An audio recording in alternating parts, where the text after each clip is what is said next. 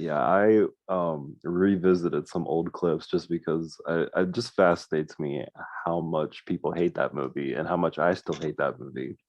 And I was watching fan reactions as they were just getting out of the theater, and people were dressed up, people were dressed like Aang, and just the pure disappointment on their faces, just the interviews that they were doing, and all of them were like, yeah, it sucked. Like it was just like, oh my God. And this one dude who shaved his head was like, and had an arrow and everything, was like, yeah, I want my hair back. I was dying laughing. I'm like, Yeah. Jesus, oh my God. So we already discussed just diversity and representation in film. And so I'm glad this came up in our discussions because this movie has the most egregious whitewashing I've ever seen. Like, two of the main characters are supposed to be Inuits, and they're cast as just boring, bland white people. And it's like, okay, fine. You know what? You changed a few of the races in this movie, so much so that a lot of the internet refers to it as race bending. But Oh my gosh. with those two specifically, they live in like the North Pole or the South Pole, the Arctic, whatever. I don't Right. remember the lore specifically, but everyone in their village is actually like Eskimos or Inuits or whatever the appropriate term is. Sorry for my ignorance. Just saying, like Dumb they American. are the appropriate. Yeah, yeah. I went through the American education system. What do you want from me? Like, but everyone in the village is the appropriate race except those two because those two have speaking lines and they're like, no, no, no, they gotta be white. They actually talk. And it's just like, this was what, 2012, 13, 11, somewhere in that range? This was 2008. No way. I promise you. Wow. Yeah, see, I didn't watch it till like 2011. I put it on hold because I didn't go to theaters to see it because I don't like M. Night Shyamalan. I think every film he's done is bad. Yeah. But so I just put it off, and when I saw it, I was not let down. I was just like, yeah, this is terrible. Because some directors really do have a visual style and aesthetic that is unmistakable. Oh, M. I Night was wrong. It Shyamalan's was one of 10. them. It was 2010. Okay, all right. That's But still yeah, 11 years ago. Yeah. he's terrible. He has no business ever writing dialogue. He has no business ever directing action. Have And you in seen my opinion, Old? he has no business making a film. Have No, I refuse to watch Old. Well, I refuse to watch it of my own free will. Because if it's when on in my the girlfriend background, you'll saw the watch it. my girlfriend saw the trailer, she's like, "That looks good," and I'm like, "I know, sweetie, but that's a trick. Every film he makes is terrible." And she's like, "Well, I want to see it," and I'm like, "You know what? I picked the movie we're watching now. If you want to see this when it comes out, we'll see it." Well, she knew I didn't want to see it, so she watched it without me, and she was like, "It was terrible," and I was like, "Yeah, I know. Like, I didn't need No. to see it. I know." I know. Every single time people are like, oh no, this is a good one. This is M. Night Shyamalan actually making a good movie. Because I heard that with The Visit. I heard that with Split. I heard it with Glass. And with all three of those, they were just plain terrible. Yeah. Split, yeah. I mean, Split was a weird one.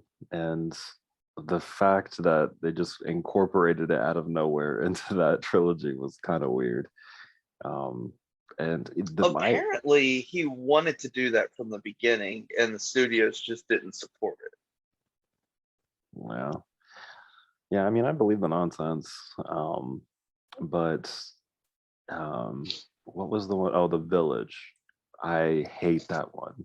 I absolutely hate that one. Have you seen that? See, I never watched The Village or Lady in the Water because I watched Sixth Sense as a child, and about 25, 30 minutes into the movie, I I was watching it with my mom. Like she rented it. She didn't see it in theaters, and this was back in the day when movies didn't get spoiled. Hmm. So she still didn't know what was going on. She rented it and brought it home. We're watching it, right? And I'm a child, and I'm sitting there watching it, and I'm like, did I miss something? Like, and she's like, what do you mean? I'm like, when did Bruce Willis die? And she's like, he didn't. He got shot, but he's alive. And I'm like, no, no, no. Those were the clothes he was wearing when he was shot, and none of his clothes are bloody. And the only person talking to him is the kid who can see dead people. He's clearly dead. When did he die? And my mom just, her jaw just dropped. It was just like, what? And it's funny, the same thing happened with the others because it was the same twist. But it was just like I was a kid. I watched cartoons. I immediately noticed that his wardrobe never changed. And I was just like, yeah, he's dead. So I just thought the whole movie was dumb because it led up to a huge reveal that I pegged instantly. And then what was his next one? It was Unbreakable. Watched it, just thought it was boring. I was like, this is supposed to be a superhero movie. I've already seen Blade. Get out of my face with this. And then Signs came out, and I was just like, okay, you know what? Screw this guy. He doesn't know how to make a good film. And Water. when The Village and Lady in the Water came out, everyone was like, oh, those movies are bad. It's him making a bad movie. I'm like, he's made nothing but bad movies. So if the group consensus is these are the bad ones, no, no way. If I hate his good movies, I'm not watching his bad movies. Yeah. Do not waste your time with The Village ever, ever, ever. So, and yeah, I mean, I had the same kind of experience. So as a young child with The Sixth Sense, I guessed it right away, and my whole family was like, how did you guess that? I'm like, because I don't know. um it's simple. Because it's blatantly obvious. It's always annoying to me because I've seen so many films that try to do that, and it's always just so painfully obvious to me.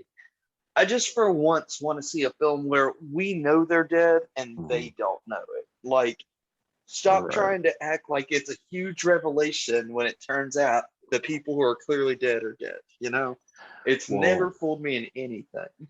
and what's kind of sucks is that for whatever reason he did get some recognition within the film community, Shamalama Ding Dong. And for a while there, I don't know if this was just because I was in film school at the time when I just felt this, but like every single short film that we were trying to make, or it just seemed like all the ideas revolved around there being some shocking twist at the end. And this was, I Yeah, feel like, because of that. And there had to be some gotcha moment at the like climax of the film, just because unless you didn't have that, unless you didn't trick your audience, it wasn't a good movie. And I'm just like, but do we have to trick our audience though? Do they have to feel duped throughout the whole thing for them to enjoy it? Because on the rewatch, is it still going to be as good?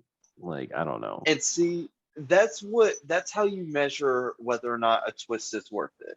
If a film is good without the twist, keep it.